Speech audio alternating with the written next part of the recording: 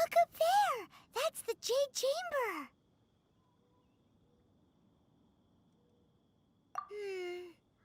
This is bad.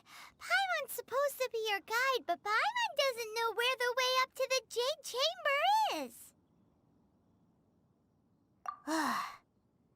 Well, since we want to go to the Jade Chamber, heading to its location on the map is the sensible thing to do. Let's look around. There has to be a way up there nearby. Huh? It only takes us up to here.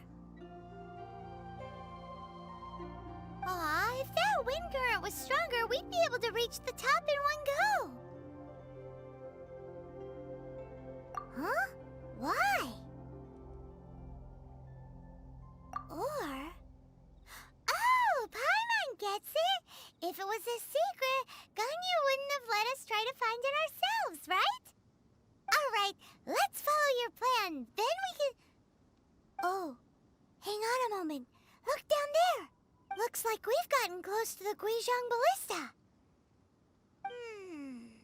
Paimon has a new idea. Why don't we shoot you up to the Jade Chamber using the ballista? No. Paimon may have just forgotten to think about the safety measures. Oh, that's right.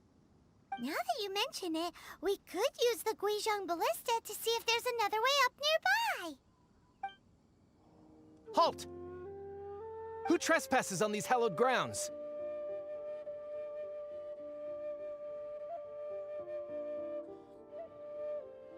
Exactly. What are you talking about? We're invited guests. What makes you think you can treat us like this? No. Wait. Maybe this was Ningguang's plan all along. She pretended to invite us to the Jade Chamber, but set up a Millilith ambush here to arrest us. Now Paimon's mad. You, over there. This is a trick, isn't it? How shameless! What? We're just on guard duty. What do you mean, shameless? What nonsense! Seize these suspicious intruders at once! Well, here they come! Line them up and knock them down! Stop! What's all this about? Lady Keqing, these two strange people suddenly appeared. They seem to have designs on the Guizhong Ballista. Who are you calling strange?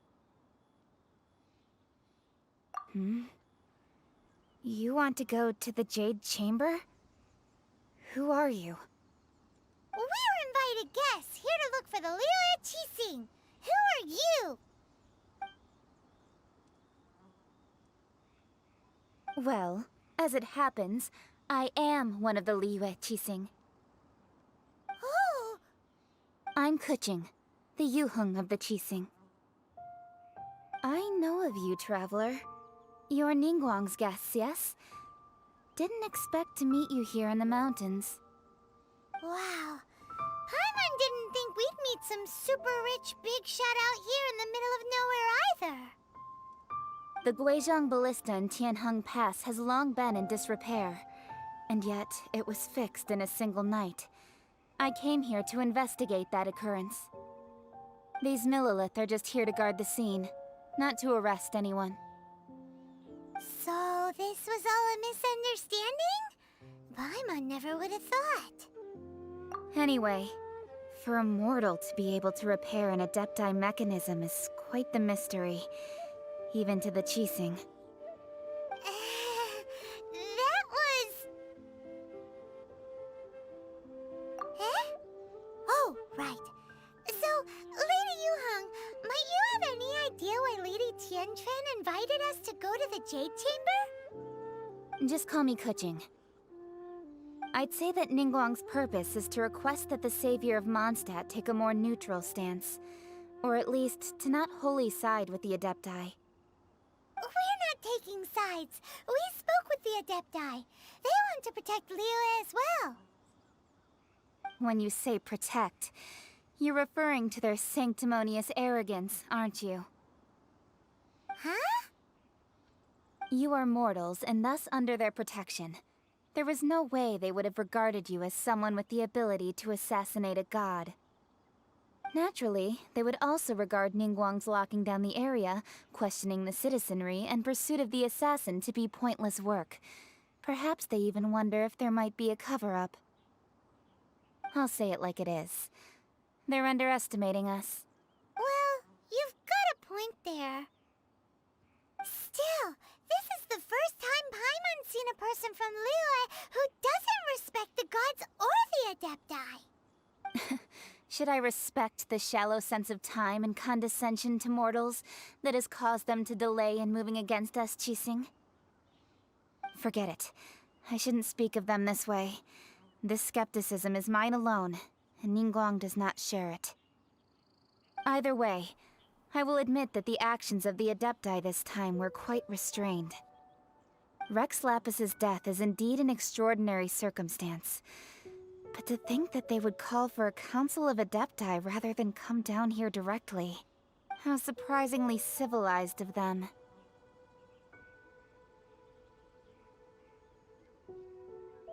Well, for Ningguang, she would talk anything and everything out if she could.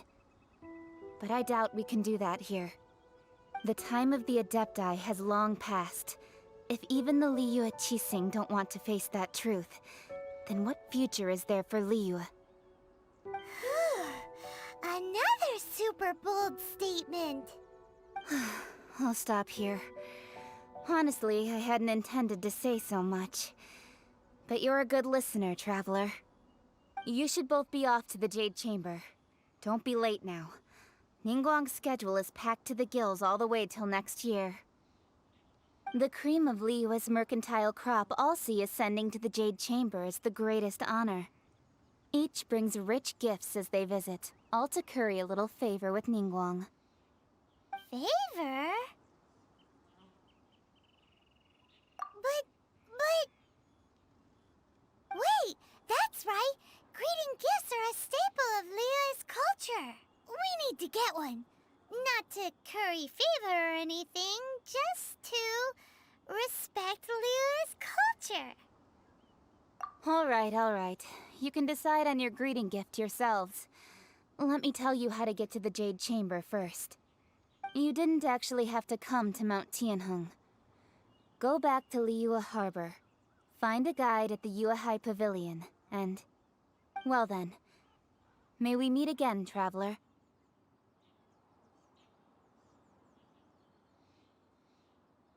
Well, that Yuheng may not respect the gods, but Paimon thinks she's a pretty cool person.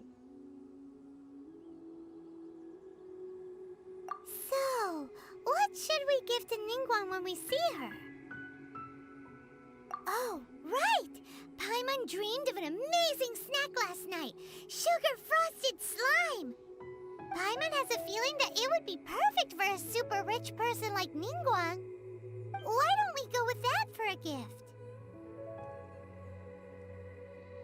With a certain boom shakalaka, of course! Let's go gather ingredients! Time waits for no one, and neither will our riches. Huh? Is it just Paimon? Or is there a sweet fragrance in the air? Huh? Did you hear that? It seemed like it came from those ruins over there. Uh-oh. It looks like the treasure hoarders have locked someone inside. Thank you for your help, kind travelers.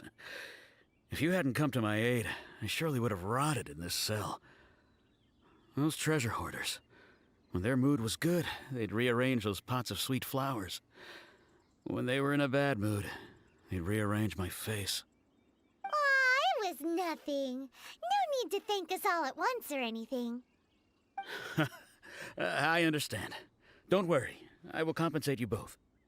Don't say that. I only escaped this predicament because of you. I'm Meng Dan, a supplier for Mingxing Jewelry in Liyue Harbor.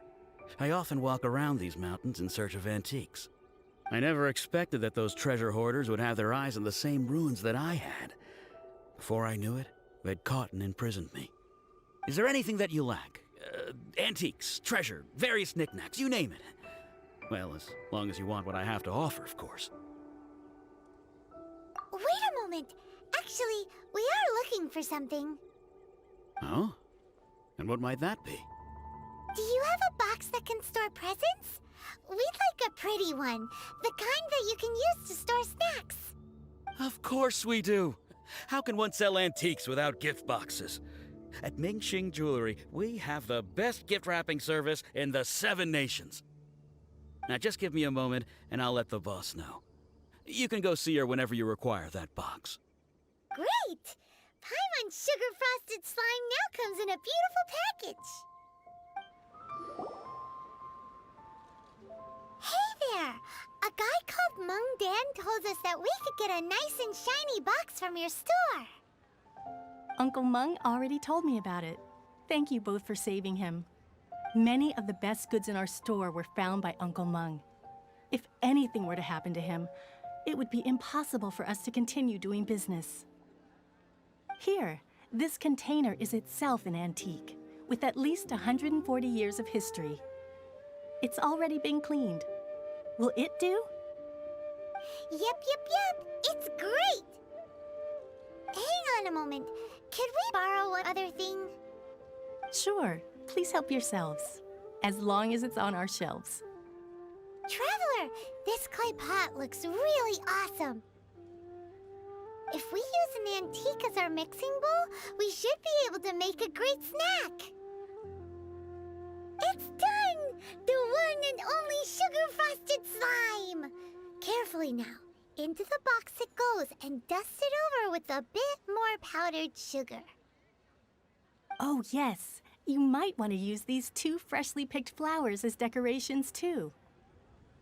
Woohoo! It looks beautiful!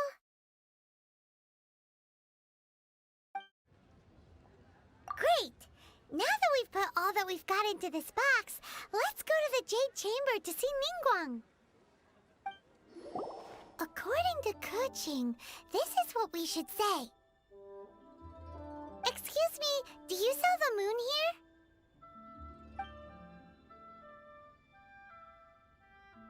Yes. How many would you like? It's not convenient to speak of numbers here. Ah, well said. Please, use this to ascend to the chamber. Yes, speaking of which, are you two the guests that Lady Ningguang has arranged to meet with today? Yep. And yet the code they used was not the one for guests, but for the Yuheng. What's going on here?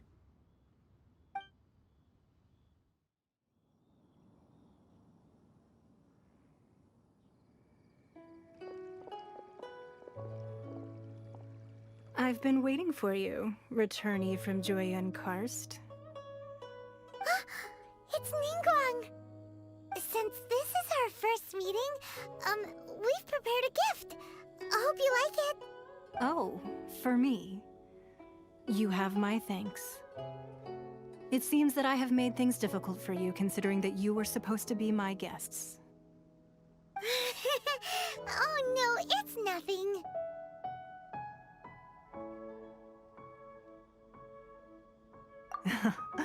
I'm glad you like it too. This palace floats in the skies, higher than the peak of any mountain. From this vantage point, one may survey all of Liyue. I have been gathering the funds necessary to build it from the time I began learning the merchant's craft. And since becoming the Tianquan, I have spared no effort in hiring the best craftsmen to constantly extend it. At first, it was but the size of one room. Now, it is large enough to blot out the moon in the skies above Liyue. One day, I believe it will overshadow all 7 nations. Not many from outside Liyue earn the right to ascend to the Jade Chamber. But I have been in correspondence with the acting Grand Master of the Knights of Favonius, who spoke highly of you. As such, I have been putting eyes and ears out ever since you reached Liyue. What? And I finally got wind of your movements when you were on the way to Wangshu Inn. Is Vergoldet one of your people? Just Vergoldet? No. Everyone at Wangshu Inn is one of ours.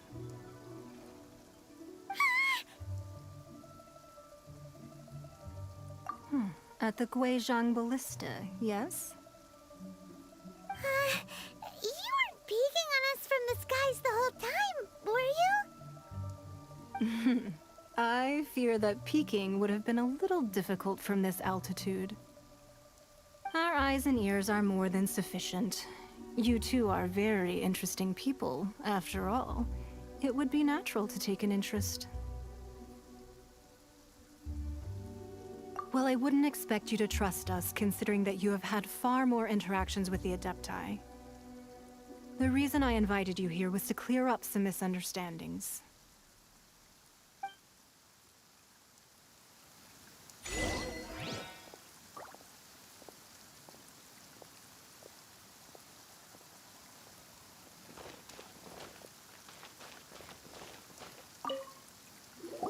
I believe that you've heard of the Archon War. Many gods used to walk this earth, and many long wars were fought between them that did not abate until 2,000 years ago. Much blood was shed, and many lives were lost. In the end, only 7 victors remained standing in Teyvat. They built cities and nations on the corpses of the vanquished, and thus began the era of the 7. You can see Goyun Stone Forest from here, I trust. It is no natural rock formation. Those are giant spears of rock hurled by Rex Lapis during the war. Beneath the spears lie those cast down by Rex Lapis in those days, gods that failed to seize the title of Archon.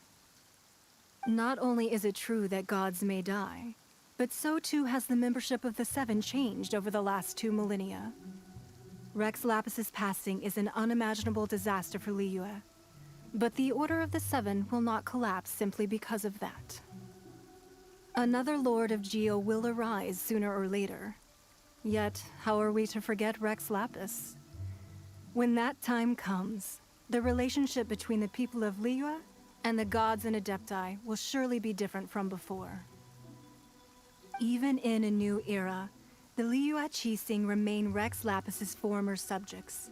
Do you really think us capable of having played a part in his demise? Of lacking the foresight to see the certain repercussions? That day at Yujing Terrace, it was also very sudden. Even I was caught completely off guard. You were there, you no doubt saw. But our enemy has long lain hidden within the harbor. If we do not act against them now, they will surely gain the upper hand. Hiding the Exuvia was a necessary maneuver to take the initiative back, to play the spider while our foes scurry about. Who's this enemy you're talking about? What do you think, Traveler? Huh? What are you two talking about? Well answered.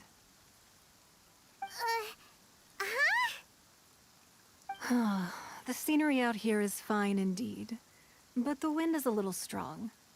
Our preparations to receive guests within are complete, so please, this way.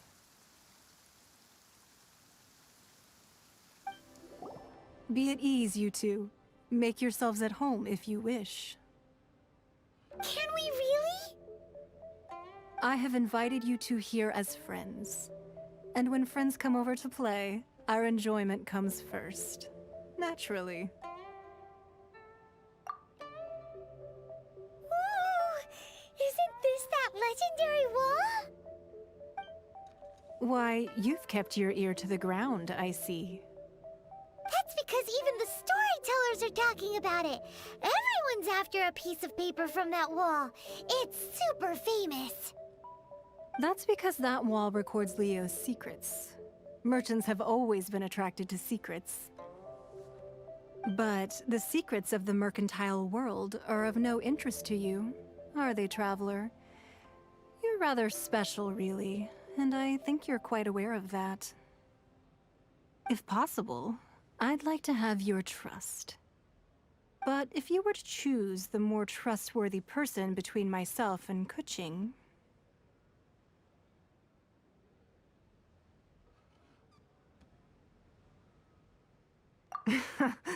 You'd pick Kuching? Nah, I had a feeling. I originally thought her a bit too hard-headed. With someone of her character on the Qixing, I've had some extra messes to clean up behind the scenes. But after she said those words, the time of the Adepti has long passed. If even the Liyue Qixing don't want to face that truth, then what future is there for Liyue? Well, I must say that quite a few of my doubts have been dispelled. I won't deny that Rex Lapis's passing seems advantageous to us. But, for Liyue's sake, we cannot allow ourselves to be shackled by rumors of our usurpation of power. Indeed. It seems that you understood what I meant to say from the very beginning. I called for the gag order and for the Exuvia to be hidden to temporarily stabilize the situation, and also to prevent something similar to the incident in Mondstadt. With Rex Lapis's death, the Fatui have busied themselves with many clandestine actions beyond their diplomatic remit. As the Tianquan, one responsible for Liyue, I cannot be too concerned with appearances when opposing them. Allowing the rite of parting to take place was also meant to buy some time for us to take control of Liyue's administration. It's exactly as Zhongli said. The Qixing only provided the venue for the rite so they could use us for their own ends. Wait, that's right. Speaking of ends, could I say one other thing? Of course. Paimon's heard that anyone who sends a greeting gift gets a little something in return. So, does that include us? It's all right. I like direct people. Well, we have made quite a bit of trouble for you recently. How about this? You can pick any one object here as you please, and you may take it with you. Yay! Paimon was just waiting for you to say that! Let's see, what should we get? One of the sheets on that wall! Don't look at Paimon like that! One of these sheets of paper will sell for crazy prices, even if it's only as large as Paimon's fingernail. Just imagine how much more a whole untorn sheet would sell for. Huh? Well, that was an easy search. The biggest sheet is right up there in the most obvious spot. Let's go with that one. La la la la la. Let's see what's written on it. Huh? There's a place marked with a circle on here. Oh, could it be treasure? Whatever it is, it better make us filthy rich. Let's see what's written over here. Sigil of permission, something, something, Fatui, research, copy. Huh? Aw, that doesn't sound like treasure at all. This piece of paper shows that a Qixing spy discovered traces of classified Fatui research on the Sigil of Permission. Oh, Ningguang did say that the Fatui have been up to all kinds of mischief in the shadows of Liyue. Spreading rumors, wanting to get their hands on the Archon's body and whatnot. But research on the Sigil of Permission? Paimon wonders what they're up to. Speaking of which, there's also some connection between you and the Sigil of Permission. Seems there's still more for us to find out. Oh, you really think so? Well, should we not go then? Oh, so you're saying that it's precisely because we can't completely trust Ningguang that we should confirm the truth of what she says for ourselves. That's way out of Paimon's league. Paimon thinks she's been nothing but good to us. Anyway, we'll see if you're onto something. Before we look for Zhongli at Dihua Marsh, let's go to the place marked out on these papers and see if the Fatui really are up to no good there. There are so many talismans here. And some stacks of blank paper, too. What are they for? Paimon's seen this pattern before.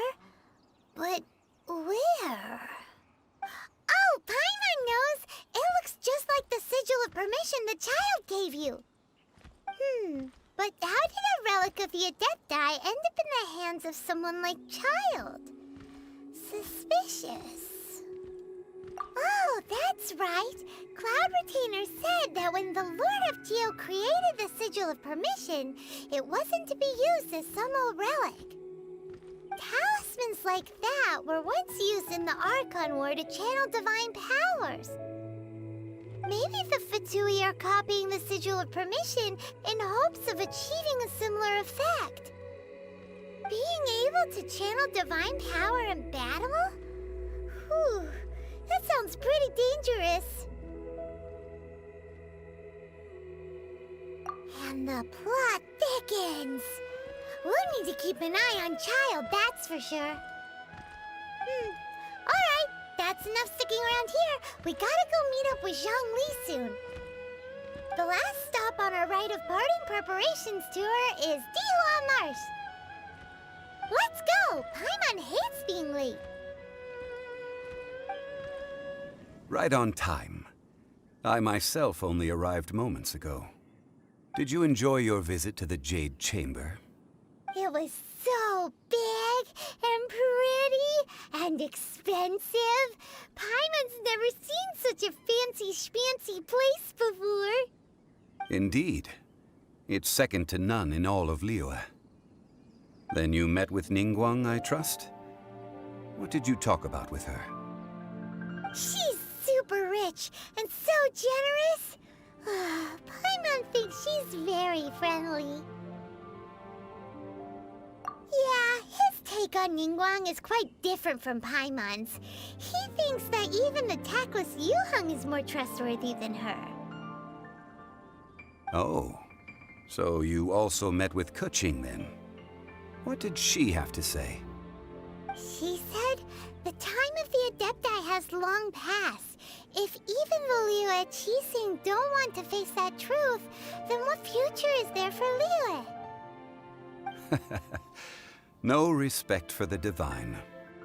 Indeed, contrary to the ever-bold Keqing, Ningguang is more of a businesswoman at heart, though they are both members of the Qixing.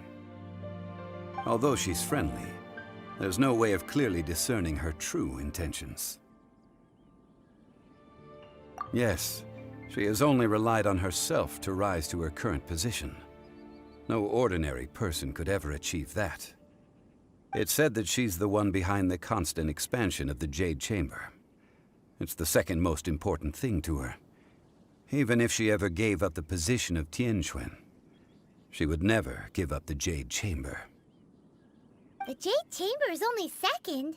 What's the most important thing to her then? Why, Mora, of course.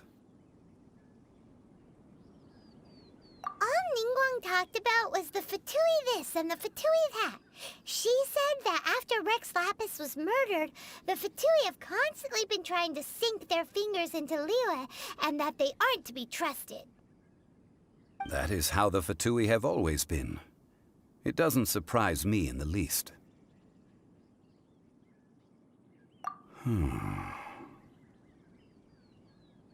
No matter what they may be planning, you must be careful when dealing with the Fatui. Always be on your guard. So, is there anything we need to get for the rite of parting in Dihua Marsh? Yes, as a matter of fact, there is.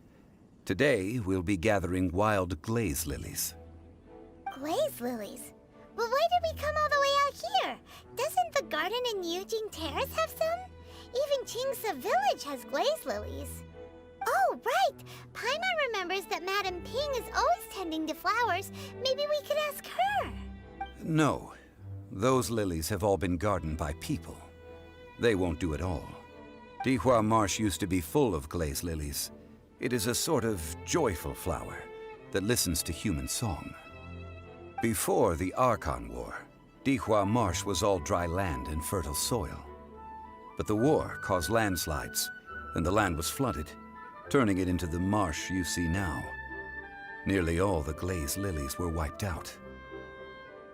Of course, there are some kinds of flowers that have been preserved and gardened by people in the city. But very few people know that glaze lilies may still be found in the wild. Wild glaze lilies have the strongest fragrance. If we want to follow the true tradition of the rite of parting, we must grind up the wild lilies and place the powder in a censer of everlasting incense. But I'll need your assistance in gathering these flowers. That's correct. Your singing will surely bring out the strongest fragrance from the flowers. So how good is your singing? Really? Why doesn't Paimon believe you? We'll only know once he starts singing. It's time to sing, whenever you're ready. Da da da da da da da da da. What happened? These flowers are jumping. They look really angry. Is it because you sang a song for Mondstadt that they don't understand Carolina? Those weren't glaze lilies. Glaze lilies wouldn't hit people. This little monster is known as a whopper flower. Strange. These petals look interesting. The glaze lilies used as a disguise were buried with the whopper flower for too long. The result seems to have surprisingly potent medicinal value. Let's collect what we can of these petals. Well, that's nice and all, but will those petals be useful for the rite of parting? Unfortunately, no. That's so lame. Excuse me. Are you searching for glaze lilies? Oh, hey, it's... What's-her-face? Paimon can't remember. Hello, traveler. I'm surprised you still remember my name. Ah, that reminds me. How was your visit to the Jade Chamber? Well, it sure would have been better if you told us how to get up there. Didn't I tell you the way? Surely I did. Nope, we found the way on our own.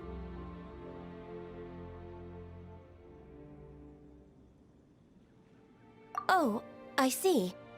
Uh-oh. I guess I really did forget to tell them. Something seems a little off about Ganyu. She's acting different from the first time we met. Where's her serious attitude now? Ah, well, I met you at that time as an emissary of the Tianquan. But now, I am simply out on a stroll to see the flowers. You came all the way out here to see the flowers? Why not just enjoy the gardens of the city?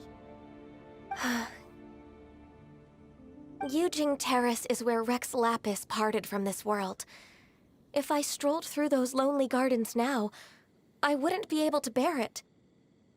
Whenever my duties take me near Yujing Terrace these days, I draw the windows to block my view of the gardens. Oh, sorry. We shouldn't have brought it up. No, it's quite all right. I just haven't processed my emotions yet. When the Archon War came to its end 2,000 years ago, the first iteration of the Seven would gather in Liyue and drink with Rex Lapis. But 5 of those original 7 had already passed before Rex Lapis. It's truly a changing of the guard.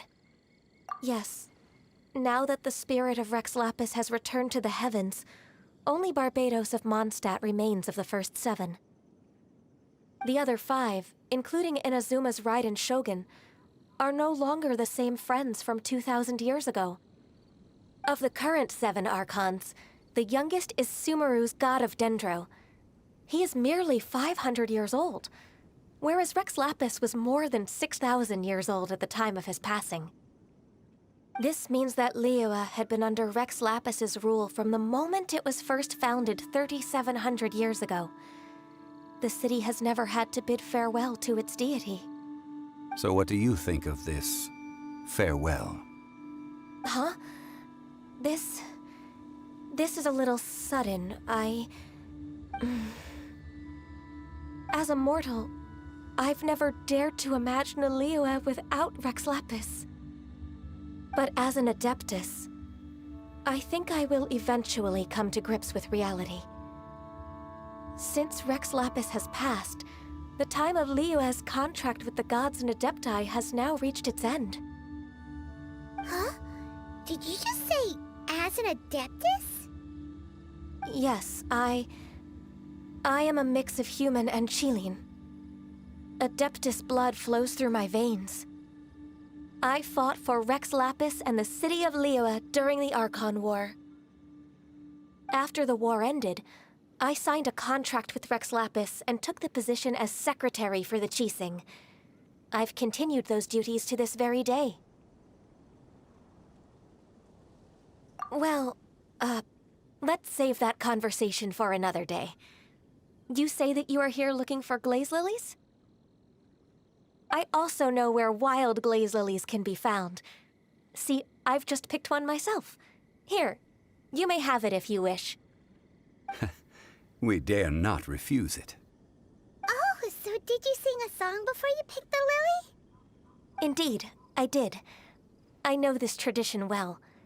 In fact, I sang a local Liyue ballad to it. Wow, so you really know your stuff, too. Thanks, Gunyu. No, it is you who I should be thanking. If not for this chance meeting, I never thought that I would be able to contribute to the upcoming farewell for our ancient lord. If you would excuse me, I should return to my work now. Good luck. And that just about does it. Our preparations for the rite of parting are mostly finished.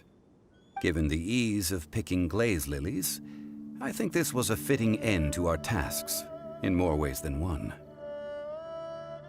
Yeah, Paimon can already imagine him starting a business in Liyue. I've had enough ventures in my life already. Beginning a new undertaking is always difficult at first, and requires no small amount of effort. And once business is at full steam, the stress of it all only wears away at you over time.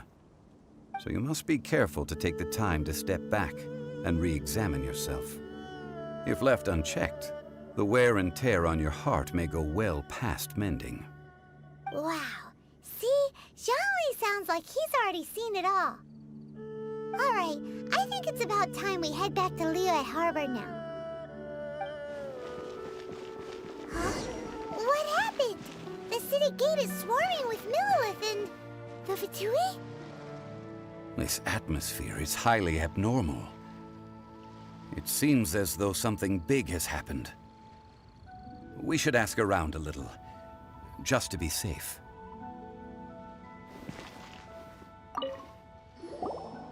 Ah, you're the consultant to Wangsheng Funeral Parlor. Mr. Zhongli, I presume. The Millilith are watching our every move now. These are desperate times. We mustn't act rashly. Desperate times? The Adepti of Joyun Karst are finally on the move. Do they intend to exercise force? Most likely. I've heard that some members of the Qixing have already gone to meet them. Well, I say meet, but it's more like they're attempting to stall the Adepti outside the city. However, both sides were quite obstinate and hit an impasse. It seems inevitable, given the current situation. The Adepti do not acknowledge the Qixing. They only acknowledge the contracts of the Geo-Archon. If the two sides come to blows, Liyue Harbor will be in no position to stop them. Surely the Liyue Qixing are not the sort to give in so easily. Their boneheadedness is known throughout the lands. Yet it's because of that obstinacy that mortals and Adepti are now on the verge of conflict. And what now? How is it that the Fatui have come under fire? That's all Ningguang's doing. She proclaimed that in these tumultuous times, the Millilith must rein in the actions of the Fatui. Only now do they want to start keeping tabs on us? That's the Qixing for you. Anyway, Mr. Zhongli, you're one of Child's close associates. Please understand that your actions will reflect on us. Don't let anyone catch you off guard. It looks like things are about to boil over in Liyue Harbor. Do you intend to use your neutral identity as an intermediary between both sides? Or will you use your sword to turn the balance? Neither path is an easy one.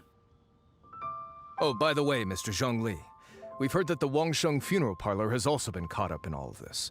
They're currently squaring off with the authorities at the gates. Things are taking a turn for the worse. I'm afraid I must leave now to handle things back at Wangsheng funeral parlor.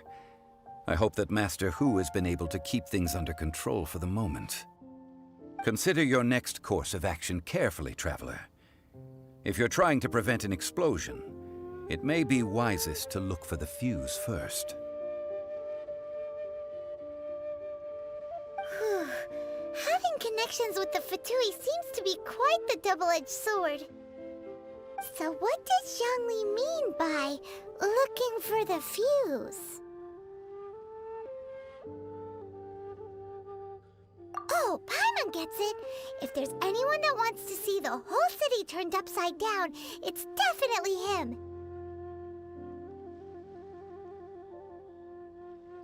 He must be waiting for the moment when no one is watching to do something really bad. But where could we find him now? Where would he go at a time like this? Wow! This is the Golden House? It looked impressive enough from the outside, but who would have guessed that it was even fancier on the inside? And so full of Mora. This is where all of Tibet's Mora is minted, right? In that case, maybe they won't notice if a few Mora go missing. Oh, so it's a trap! Tricky, tricky.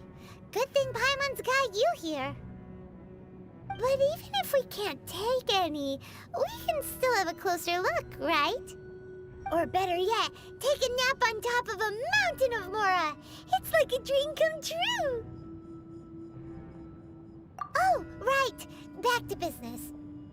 It's quiet. Too quiet. Surely someone's gotta be guarding something as important as the Exuvia. Huh? Look! What happened here? Uh-oh. Paimon smells trouble. Quick! We have to go make sure that the Exuvia is all right. You've already fulfilled your task as guides, so why do you still linger here? Haven't you already seen enough trouble for today? Huh? Who's there? If you were Fatui, I imagine that you would be entitled to a generous reward from the Tsaritsa herself. But now, you're nothing but dross, and you're in my way. Where should I start? Well, I've never been one to beat around the bush, you know. But who could have possibly guessed that the god of Geo would mysteriously perish the very moment I arrived in Liyue, and that the Exuvia would subsequently be hidden away?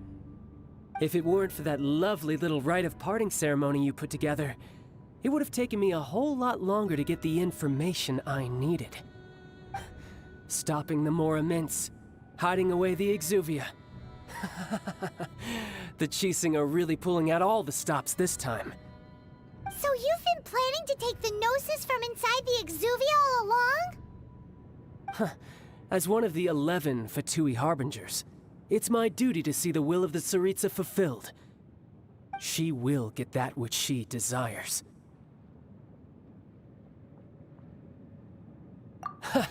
I'm not asking for your blessing, and there's nothing you can do to stop me anyway. The time for discussion and diplomacy has already passed. I mean, if it were up to me, I would have skipped that stage to begin with. But I'm willing to do as the Tsaritsa deems fit. Either way, we now come to my favorite part. A simple pleasure, and one that I am oh so delighted to be sharing with you. The battle. Battle? So you're the type that goes looking for trouble, huh? You could say that. When Signora offended the deities outside the cathedral in Mondstadt, she swiftly left the scene once her mission was accomplished. Instead of confronting you directly, she chose to rely on the snow and ice to make her escape. She wouldn't want the knights to come running towards the sound of battle now, would she? When she faces a worthy opponent, she will prioritize her mission, weigh the outcomes, and consider the consequences of her actions. But as for me, the greatest pleasure of being a harbinger lies in crossing blades with strong opponents. We won't let what happened in Mondstadt ever happen again! Oh, so you intend to fight me? Good. I won't kill you, Traveler. I'll just play along, to feel the thrill of battle. Besides, you could never defeat me, not even in your wildest dreams. But hey, try to relish the fight anyway, because if you ask me, without that, what else is there?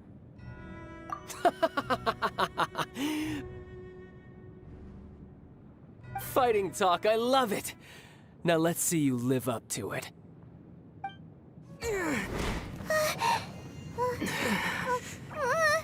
Not bad. Your swordsmanship is quite impressive. But that's about as far as you'll get.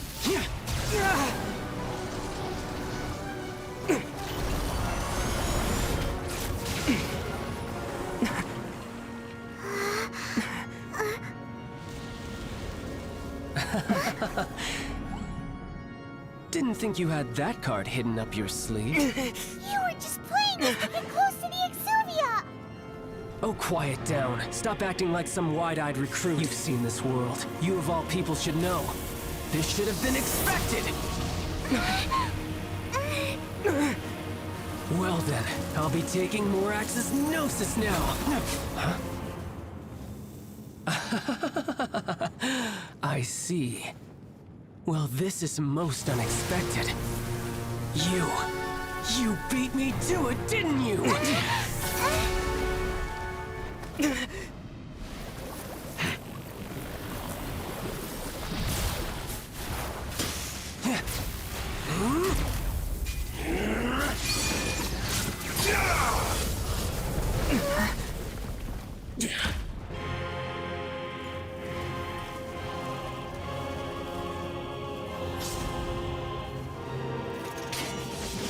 Not bad.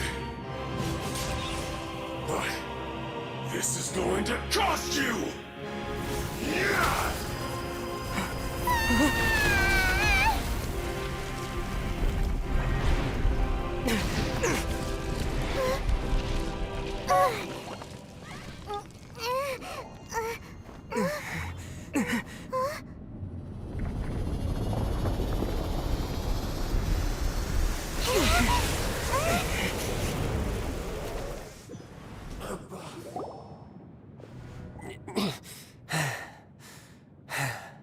Look!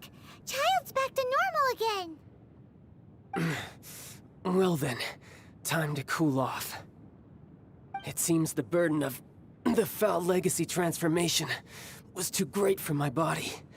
I lacked the opportunity to think this through. And now that I consider the matter more carefully, you never had any chance of beating me to the Gnosis. You had no connection to the Gnosis, no matter where it had been taken. That's what we've been trying to tell you! We didn't take it! Your show of ability today far surpasses that of Signora's initial assessment of you in Mondstadt. Tell me, how could that be? You already know the answer, don't you? I can see it in your eyes. But if that is a secret you wish to keep, I guess I'll just have to curb my curiosity. This battle has already left me satisfied. Anyone who strives as I do to grow stronger shall be called a friend, even if our friendship can only be shown in battle against one another. Pretty sure that's not the normal way to make friends. Unfortunately, I must bring this amiable conversation to an end. My quest still beckons. Given that the Gnosis wasn't taken by anyone, then we must look once again to the beginning. perhaps it was never in the Exuvia to begin with. In fact, it might be that the Exuvia was just a diversion of sorts. What? So you mean that... Yes, it appears so. Interesting to say the least. It seems that the guardian deity of the capital of commerce is also well versed in little maneuvers beyond the boundaries of contracts. As such, we must now look to our backup plan. Backup plan? I had hoped it would never come to this. I absolutely detest working with those who are weaker than I. The truth is, the world belongs to those of us who desire to become strong. I seldom willingly mingle with any dull and boring weaklings who think otherwise. Unfortunately, we cannot be picky about our methods as Fatui Harbingers. Children must all learn to eat their vegetables sometime. So what are you planning to do? I will awaken the god that lies dormant beneath Guyan's stone forest. A god? Osile, Overlord of the Vortex, who was defeated by Morax, the Geo-Archon in the Archon War, and who has remained pinned beneath the waves by the Geo-Archon's stone spears ever since. If such an ancient god were to be unleashed upon Liyue Harbor, defenseless without the protection of its deity, do you think the cunning Rex Lapis would just stand aloof and watch the ensuing destruction? But the Archon War ended 2,000 years ago. How can an ancient god appear in a world now overseen by the Seven? Simple. I've already prepared the means to awaken it. Hey, those are sigils of permission! Oh, Paimon remembers now. The Fatui have been researching them. Indeed. The one that was given to you was just a byproduct of our research. With the power of so many sigils of permission concentrated in one place, along with that which was bestowed upon me as a harbinger by our Tsaritsa, breaking the subduing might of the Geo-Archon spears for a time should be no obstacle. Using the powers of ancient gods in such a situation fails to interest me, and is largely against my principles. But knowing that such an action will not only force the Geo-Archon to show its hand, but you as well, that makes matters a little more intriguing.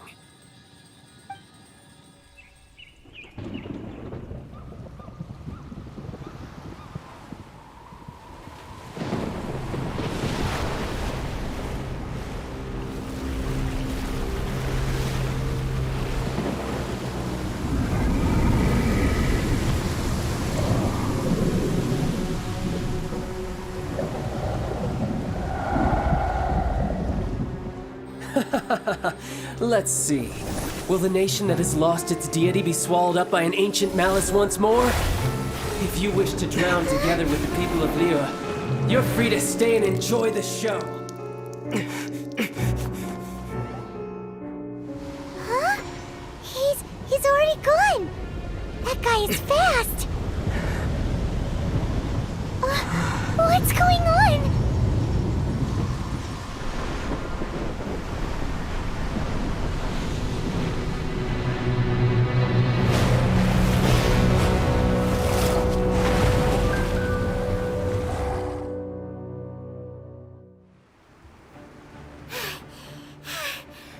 Exhausted.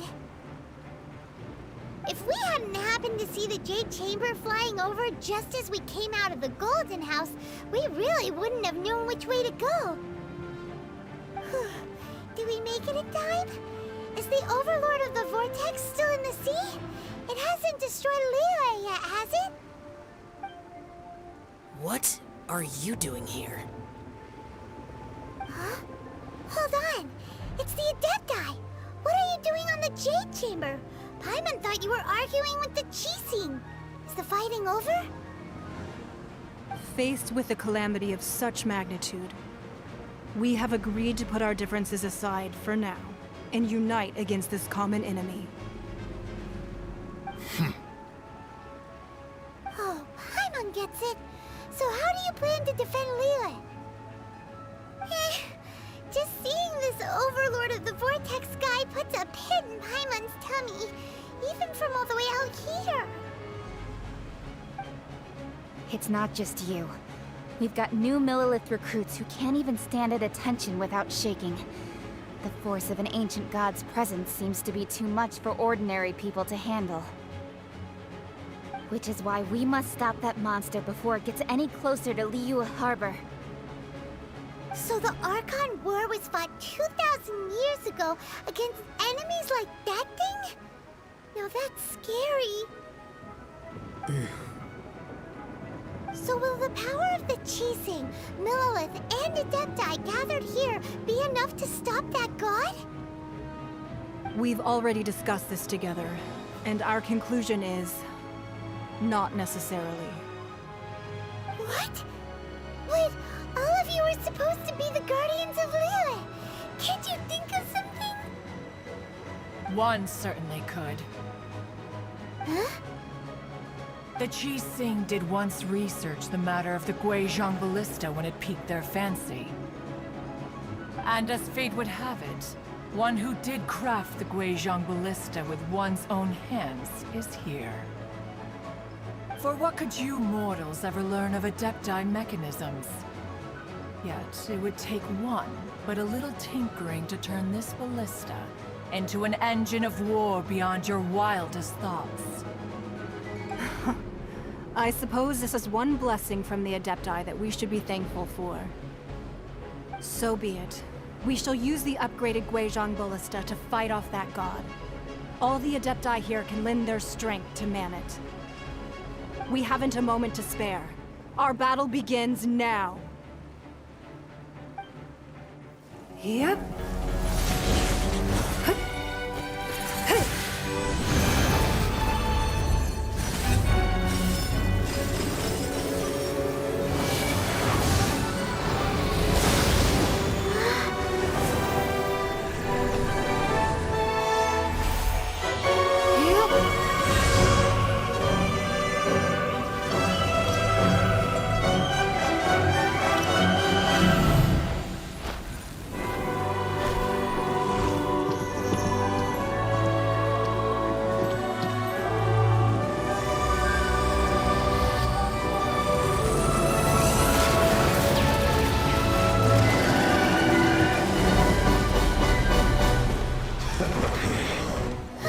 The Fatui! They're attacking the Guizhong Ballista!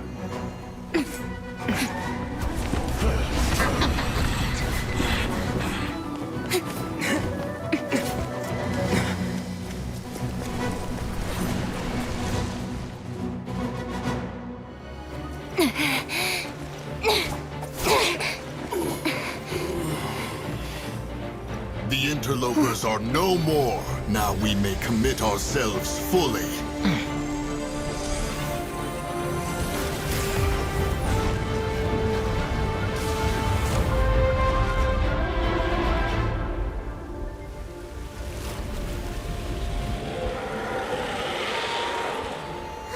It's working! We just need to keep this up!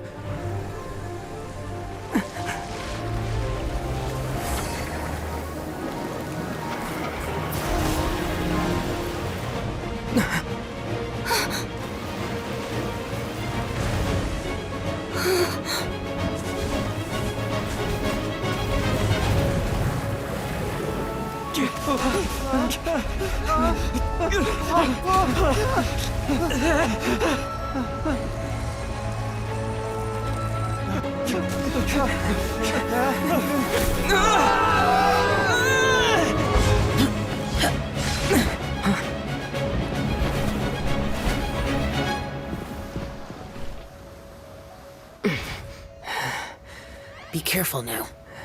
The Guizhong Ballista is destroyed. Without its covering fire, retaliation shall be difficult. But the Jade Chamber is our last line of defense. We can't give another inch, no matter what. I have another idea. What do you mean, Lady Ningguang? I'll sacrifice the Jade Chamber. What is the meaning of this? I understand. Traveler, lend me a hand. Farewell, old friend. Goodbye for now. Let us meet again in the future.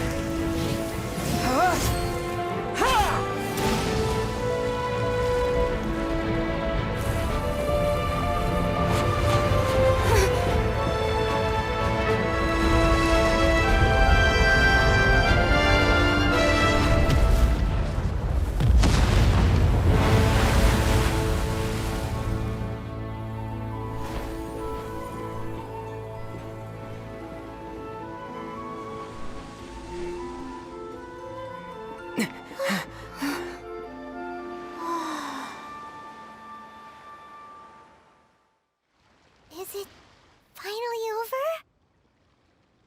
The ominous aura of that monster has indeed begun to fade. The effects of the Sigil of Permission last but a short time. It will be some time before the Overlord of the Vortex can make any waves again. We are indebted to you for your assistance. If the Adepti hadn't happened to be here, the future of Liyue Harbor would surely have been in great jeopardy. Save your flattery. We didn't just happen to be here. Surely you won't pretend to have forgotten the reason for which we came. Come now. There's no need for such harsh words, Cloud Retainer. I've heard that when Ningguang began learning to do business, she had already started setting aside part of her then limited income in preparation for building the Jade Chamber. At first, it was only the size of a small room, but with continued expansion, it has become the palace that lies before you now. It is a testament to Ningguang's entire life, both as a businesswoman and as the backbone of the Liyue Qixing. Seeing the Jade Chamber destroyed in the defense of Liyue means much to her. To me, such cooperation and sacrifice deserves at least some recognition, don't you agree? Well, I was really hoping you would say that such sacrifice could at least be used as some leverage in our negotiations. Thank you all for hearing me out. We know very well why the Adepti came here today. But please forgive us. We cannot yield to your wishes. Oh? 3,700 years. According to our records, the Adepti signed a contract with Rex Lapis to protect Liyue 3,700 years ago. Even to this very day, Liyue and its lands have stood the test of time, immovable as stone, just as it was thousands of years before. This is truly no small feat. But that does not mean that the Liyue of today is the same city as it was all those years ago. Do not merely cast your protective gaze upon the land. Instead, focus your sights on our city and each of the citizens that dwell within it. Are you questioning our means of protecting Liyue? I mean no offense. I simply hope that our Adepti forebears would see Liyue in a new light. Forebears, you say? One doubts you would be fit to be part of such a lineage. This morning, Rex Lapis appeared to me in a dream. What? In the dream, I yearned to tell him that we Qixing, though mortal, are equally bound to the contract. Each passing generation of the Qixing leaves many things of value to be inherited by the next generation. I also thought to tell him how the past generations of Qixing had strove under his rule to survive in our mortal world, establishing a network of contracts which has since come to be known as trade. But I dared not speak. I could only gaze at him in silence until the moment I awoke. Oh, Ningguang. Yet another perspective. What are you trying to say, Outlander?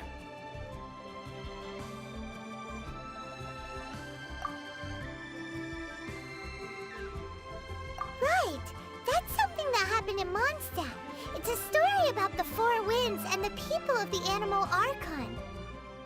The Animal Archon sought to quell the strife between the two sides, because he believed that such conflict would only scar the hearts of both, and that nothing good would come of it.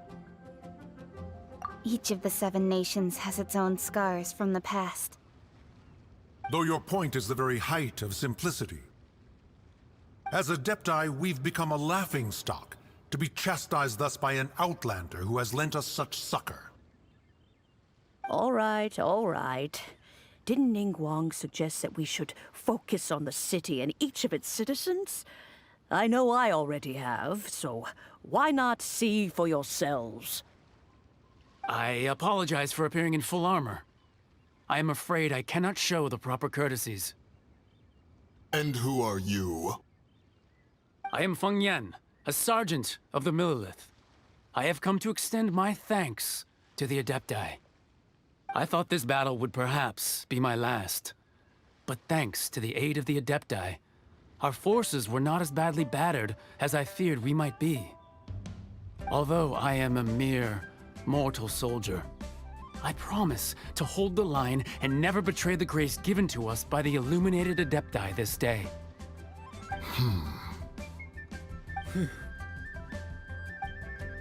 Huh? Why does everyone look so down? Didn't we just beat that big monster? Weren't you frightened, dear? It was quite the predicament. I wasn't afraid. All the strong Millelith guards were there, and those powerful heroes with their visions were there. Everyone was there. When danger is near, everyone always protects me. And the rest of the time, they make fun toys and tasty snacks and loads of things that make the harbor so pretty. Thanks for protecting Liyue Harbor. Please come visit us for the next lantern rite. Unfortunately, we wouldn't be able to participate. Huh? Because we are Adepti. Oh, okay. It must be hard being an Adeptus. Aww. You see, this is what Liyue is like today. The country of contracts is grateful to the Adepti for their protection.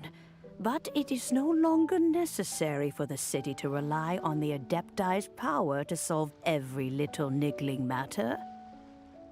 Although their blood is weak, there is still strength to be found in those we call mortals. The time of contracts between gods and Liyue has long since passed. Now is the time of contracts between Liyue and its people. Seeing the port around us now, it is hard not to feel a bit out of place. Wouldn't you say so, Cloud Retainer? Your line of inquiry is askew. One did not spearhead this expedition to Liyue Harbor. Seems like the Adepti have had a change of heart.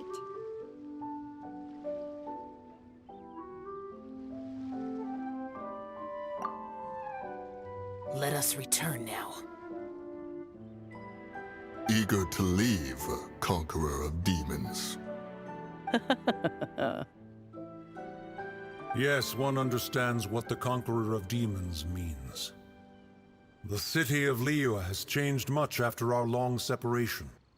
One fears that by the time one finally grasps the new contracts of Liyue, you humans would have once again changed the place beyond recognition.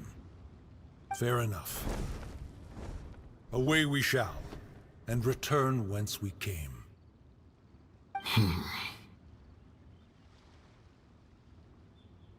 Since we Adepti have consensus, then one shall persist no further. But how will we ensure that the Liyue Qixing will not simply exploit their power once we depart? In my view, that is still a thing to be guarded against.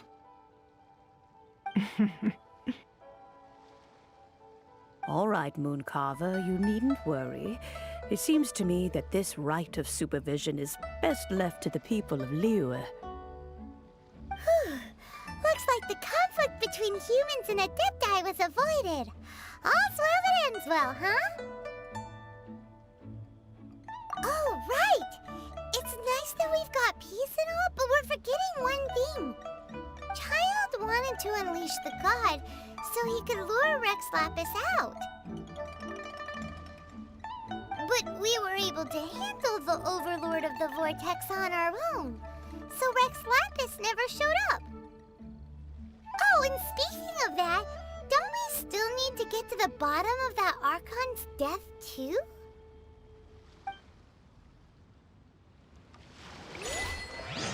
Paimon doesn't get it. But isn't the strongest lead we have the Adeptilus Rite of Parting that we're organizing? No idea where Zhongli's gone. Let's ask for him at Wangshen Funeral Parlor.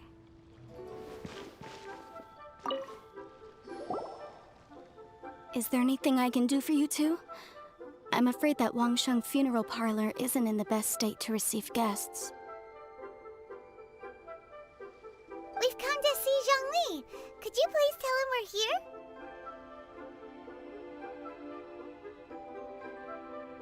Unfortunately, Zhongli isn't here at the moment.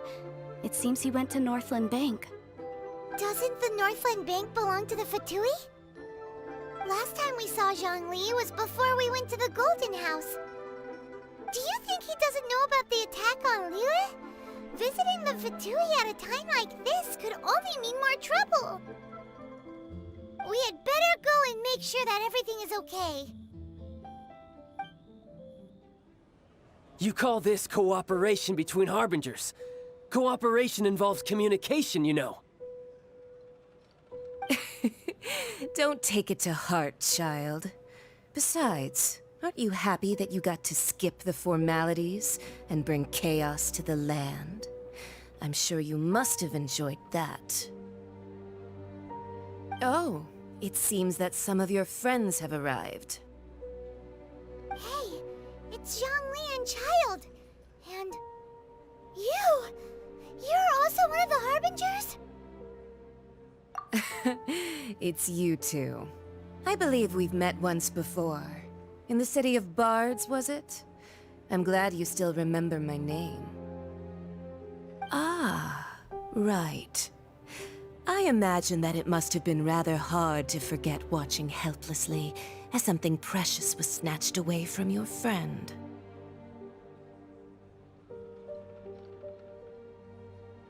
Well, if it isn't you two. This is our first time seeing each other since Liyue was nearly wiped off the map. This is certainly a bit awkward, wouldn't you say? Paimon knew that we should never have trusted a Fatui Harbinger. Oh, now don't say that. Sure, I may have misled you, but I never had anything against you personally. Besides, I thought we were getting along quite well together, didn't you? Except for that little tussle we had at the end. Nothing personal. We just have different views, that's all. Of course, you may very well hold this against me, but that's up to you. The real deceivers here are Senora and Zhongli. Curse them for leading me on. So actually, I think... Stop wasting time, child. There'll be plenty of time to chat once I'm through here. You remember the agreement, Morax. Now, if you would be so kind. The Gnosis, please. What in the world are you talking about? The contract is fulfilled. That which thou seeketh is now bestowed unto thee. For my promise is solid as stone.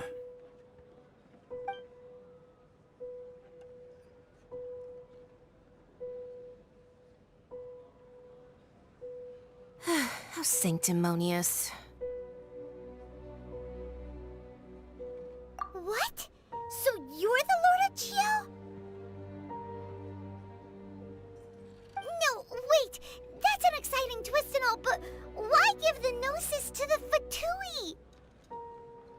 I do not give it for free.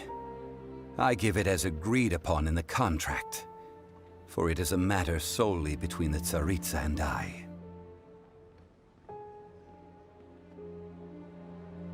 Yeah, you don't think you went a little bit too far with that whole fake preparing the ceremony for you when splat! This big dragon falls out of the sky and all of Lyric goes into an uproar.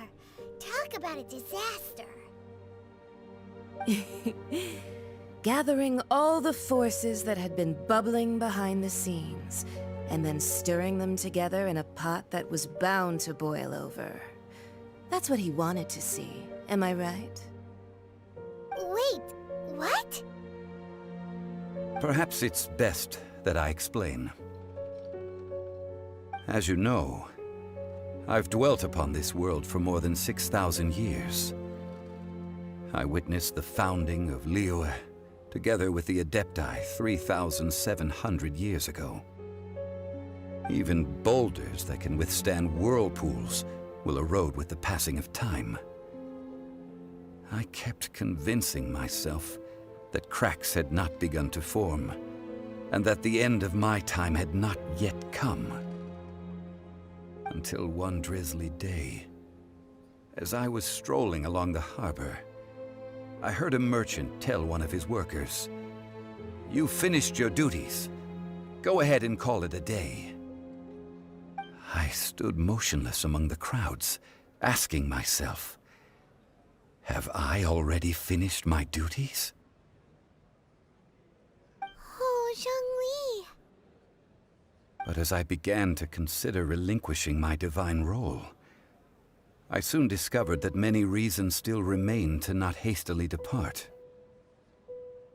Was Liyue, the city I had dwelt in for so long, already prepared to enter its next age? I decided that a test was needed in order to reveal the answer. So I feigned my own death, and gathered the cast of Child, the Adepti, and the Liyue Qixing to play their roles together on the stage that was Liyue. Indeed I was. The gnosis which I had kept for so many years suddenly seemed to have lost its meaning. That's right, which is why I continued to safeguard the gnosis until now. So you mean that if the chaos ever reached the point of no return, you would simply appear and use your divine powers to bring Liyue back under control? Of course, and it would have been all too easy for him too. Just as a child quickly matures after losing their parents, so has Liyue matured when faced with the death of its deity. I was pleasantly surprised with the finale of the show that you all put on. Why, you even deserved an encore. The Adepti deserve the greatest applause, considering their years of seclusion. They hardly recognized the city, yet faced with such a crisis, they exerted the greatest amount of restraint. Not only did they manage to cooperate with the Qixing, but in the end, they even tried to understand the heart of the people. And hats off to the emissary dispatched by the Cryo-Archon to fulfill our contract, Signora. She managed to keep everything she knew in strict confidence, far from the eavesdropping ears of her colleague Child, just as I had requested. All the while, I carried on as Zhongli, and fulfilled the traditions of Liyue in this mortal form. Thank you for walking that path with me, Traveler. These things were all a part of my script. The only unforeseen plot twist was the conduct of the Liyue Qixing. I had expected them to do no more than the Adepti, to come to the defense of Liyue. But when all was said and done, they seized the opportunity to supplant Liyue's divine protectors, and used the subsequent power vacuum left by my death to quickly gain complete control of Liyue. Huh? That doesn't sound good at all. On the contrary, I think it is excellent. I had always feared that it was too soon for them to take over from me. And it was also that which I longed for the most. As such, this is the best parting gift anyone could have given this god of old. Hey, what about me? Doesn't anyone feel the least bit of remorse for deceiving me? You've practically kept me in the dark! I think that thanks would be more appropriate. You certainly played no small part in all of this, wreaking havoc and turning the city upside down. The Lord of Geo ought to thank you for your performance, if anything. If you hadn't created the pressure of a battle between mortals, Adepti, and a god, the lump of coal resting in the hands of the Geo Archon, Liyue, would never have been able to become a dazzling diamond of a city. Huh? Just whose side are you on, mocking me like that? Are you itching for a fight? Be that as it may, you've come out of this as the hero of Liyue. I, on the other hand, will be forever prescribed as a disturber of the peace, no? Well then, with the Gnosis in my possession, I have no use for such idle chatter. We should return to Zapoljarny Palace and seek an audience with Her Majesty, the Tsaritsa. Come, child. Fine. I'll meet you there later. I'm not sharing a boat with the likes of you. Do as you wish.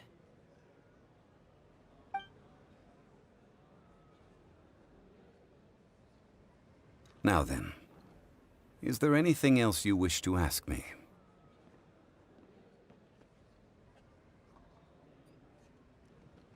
Right! As Zhongli always told us, a good trade is a fair trade.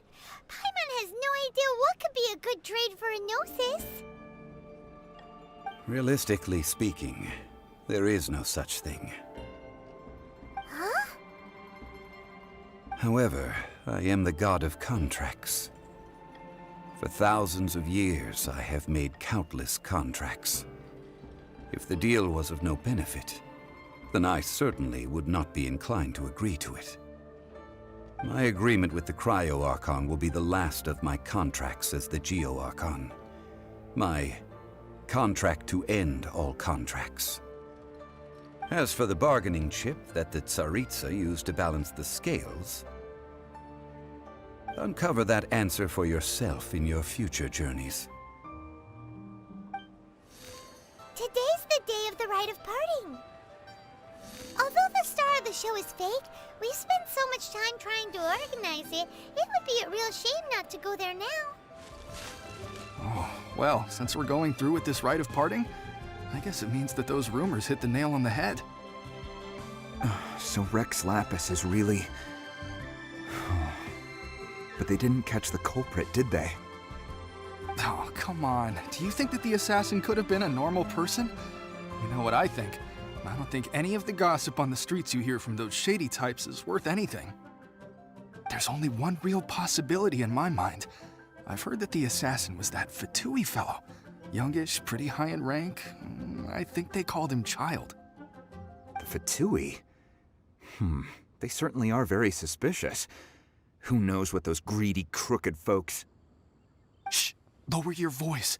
If the Fatui catch you in their sights, Rex Lapis won't be around to protect you this time.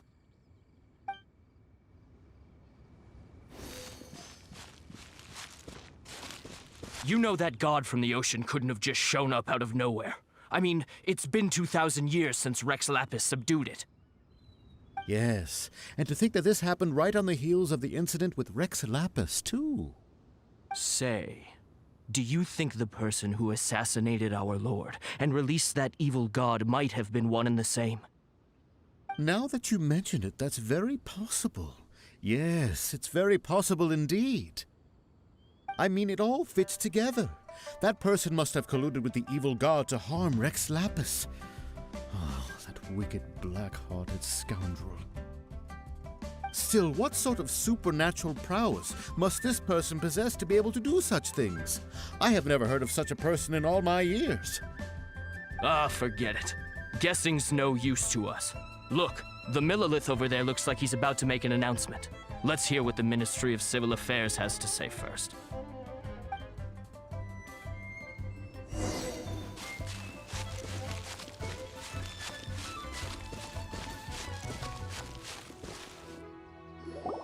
Hear ye all!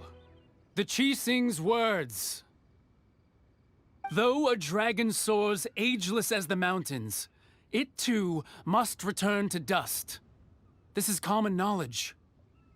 Gods and Adepti live glorious lives, but both light and shadow have their season. So too must they face divinely appointed trials. Rumors and hearsay abound on the streets that Rex Lapis was murdered. Now, let the truth be revealed.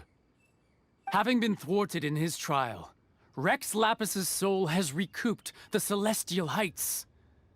He beseeches the people of Liyue to grieve not and to let not their hearts be saddened. Nor are they to believe street-born rumors or indulge in baseless speculation.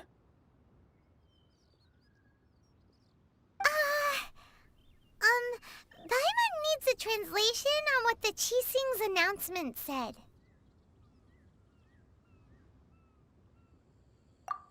So that's how they're spinning it. Something feels off. Why would they suddenly give up looking for the murderer? Not to mention how this excuse sounds like something they just made up on the spot. Could the Qixing already have known that Rex Lapis wasn't dead? But Zhongli said that neither they nor the Adepti knew anything.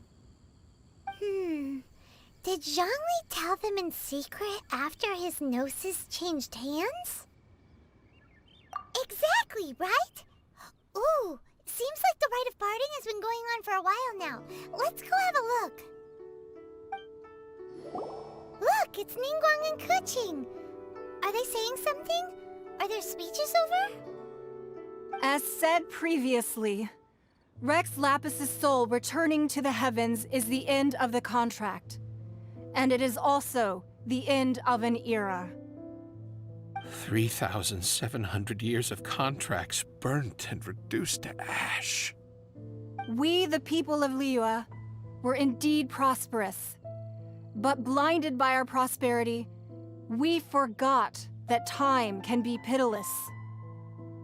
The long, unending dream of our Archon walking among us. Now that we have awoken from our dream, we must learn to say farewell. Will you stand with us as we re-establish our contracts? As we build a new age of prosperity? So concludes the words of Her Eminence the Tianquan. Does Her Eminence the Yuheng have anything to add? Huh?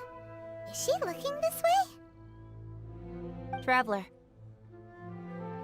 Yikes! She really is looking our way!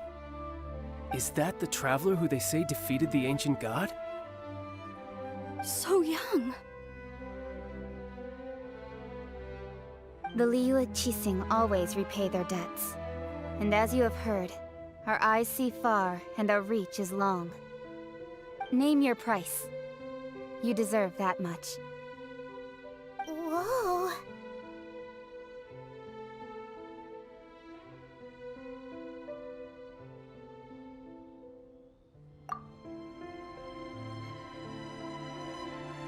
Well, could you help me put up some missing person posters? And to think I'd put my best perfume on before coming here, thinking you'd like it. But it seems as if those perfumes really were meant to be offered to Rex Lapis. Well, that's fine. Suffer no rivals in love, they say. And that's 3 gone in 1 stroke.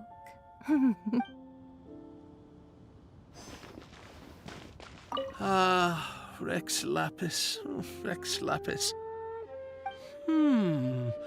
Now that I think about it, if everyone's of the same mind as me, perhaps mementos for Rex Lapis might be the best short-term business opportunity. As for the mortals and Adepti of Liyue, what shape shall our relationship take from now on?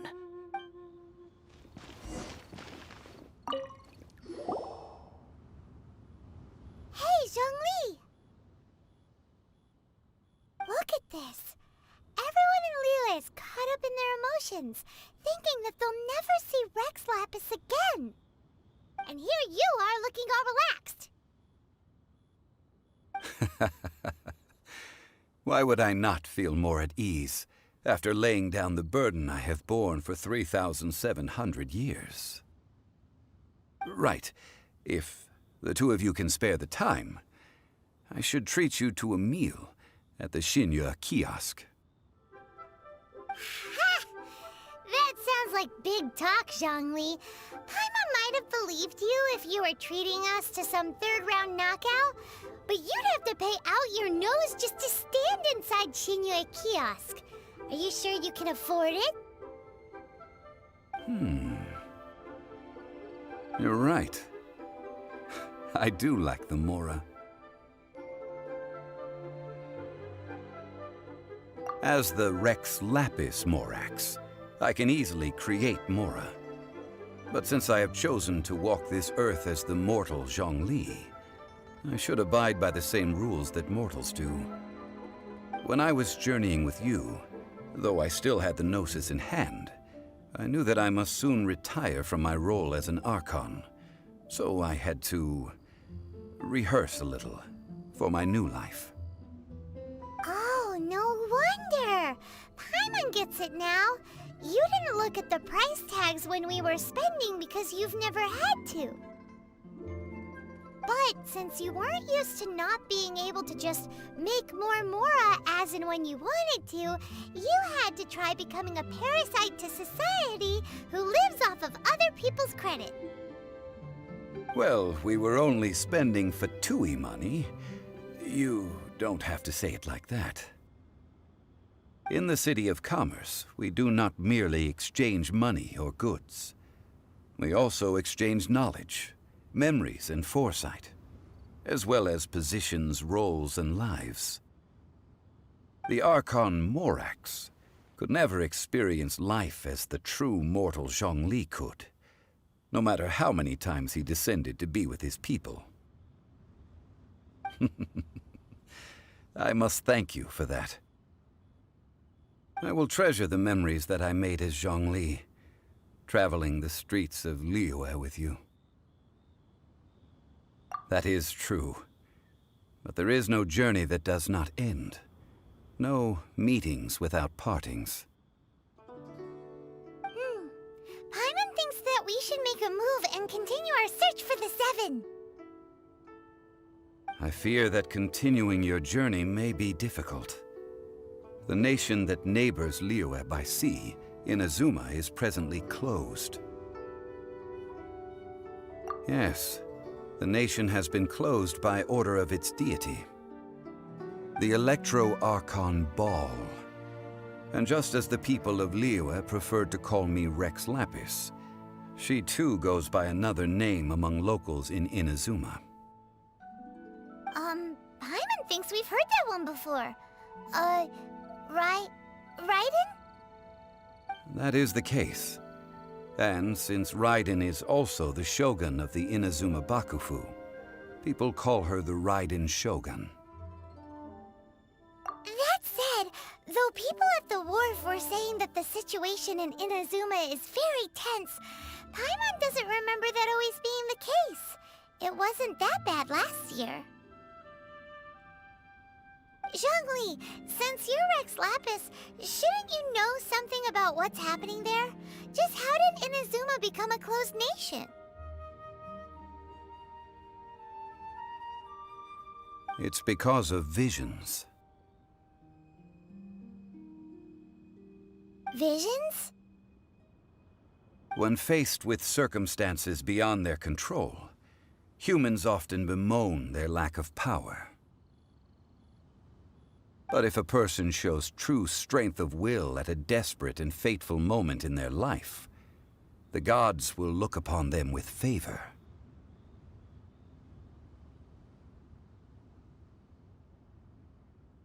This is what visions are. Magical foci bestowed upon those who have been acknowledged by the gods. Uh-huh. That's how people in Teyvat see it. But starting from last year, the Raiden Shogun began promulgating the Vision Hunt Decree. Vision Hunt Decree? Yes. It was an order to seize all visions within Inazuma's borders, and to inlay them upon the hands of a statue of the 1,000-armed, 100-eyed god. They want to seize visions. But why? Aren't visions blessings from the gods? I should think that in the Raiden Shogun's eyes, it is precisely because they are divine blessings that they should be under the sole dominion of divinity. Whoa, that's harsh. The Animo Archon is the god of freedom, and the Geo Archon is the god of contracts. For her part, the Raiden Shogun is the god of eternity. It seems as though she has finally decided to eliminate any unstable elements that could pose a threat to her eternal realm. The fact that even I, the oldest of the seven, have now passed away, will only strengthen her resolve to pursue eternity. Knowing her, she must have again quoted that adage she is most fond of when proclaiming that decree to her people. 7 ideals for 7 gods, and of these, eternity is nearest unto heaven. All right then. Was there anything else you wish to know?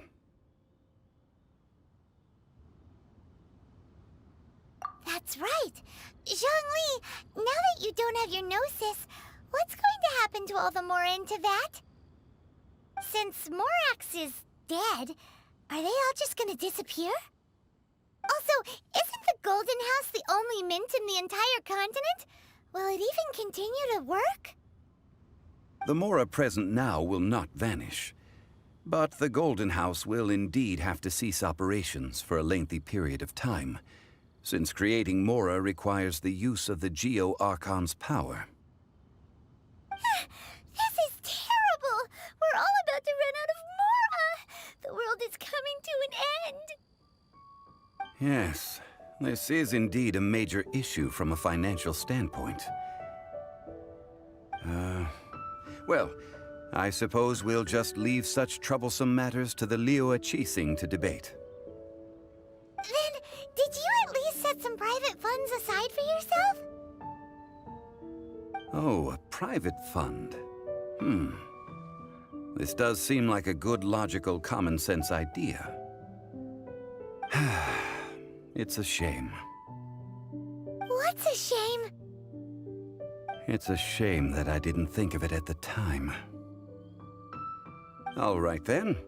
Was there anything else you wish to know? The time of the Adepti has long passed. If even the Liyue Qixing don't want to face that truth, then what future is there for Liyue? Keqing is absolutely right in saying this. Now, though I did laud Ningguang's desire for power, believing this to be a good thing, and thought as a matter of course that she must have been behind the Qixing's plan to take governing power over Liyue from the hands of the gods and Adepti, could the original person who brought up the idea of seizing power have been... All right then. Was there anything else you wish to know? Yeah, about that. Before the Qixing made their announcement, we listened to a lot of people talking on the way. Most of them put the blame for everything on Child. These are indeed false accusations. But it remains undeniably true that Child did send people to the Jade Chamber to prevent the Adepti and the Qixing from defeating the ancient god. I've heard that Ningguang is busy milking that for all it's worth on the foreign relations front at the moment, browbeating the envoys of the Fatui. Ha! Those poor Snezhnayan diplomats. If it were not for Child's exalted position as a harbinger, I'm certain that they would have shifted all the blame to him and called for his dismissal by now. All right then. Was there anything else you wish to know? Ah, that was a good one. Failing a divine trial. How they came up with that excuse, I will never know. That said, the reason why the Qixing were so eager to resolve the incident and stop pursuing the culprit was indeed because they received news in secret that Rex Lapis was not dead. I hinted as much to the Adepti as well. How did I accomplish that, you ask? Have you ever heard of this particularly convenient Adepti art known as gifting dreams and visions? All right then. Was there anything else you wish to know? Well then, I suppose you'll have to find a way to get inside this closed nation. Have patience. I suspect that some serendipity must first come into play.